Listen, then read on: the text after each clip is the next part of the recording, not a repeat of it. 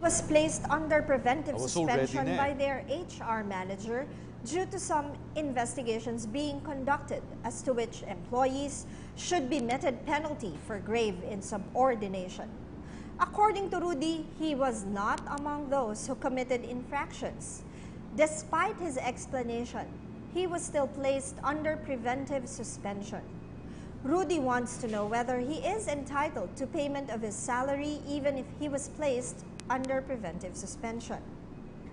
Rudy, in the case of Gatmonton versus NLRC, GR number 146779, January 23, 2006. The Supreme Court stated that preventive suspension is a disciplinary measure for the protection of the company's property pending investigation of any alleged malfeasance or misfeasance committed by the employee. The employer may place the worker concerned under preventive suspension if his continued employment poses a serious and imminent threat to the life or property of the employer or his co-workers.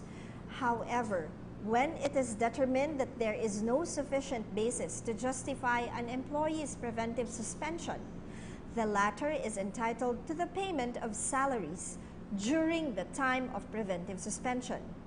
In other words, Rudy, you will be entitled to the payment of your salaries for the duration of your preventive suspension only if it can be found that there was no sufficient basis for being placed under such suspension.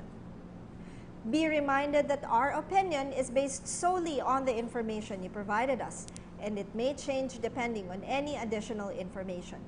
You are free to consult a lawyer of your choice regarding your legal concerns. Email us at ptvbatas@gmail.com. Attorney JJ Jimeno Atienza for the Rule of Law.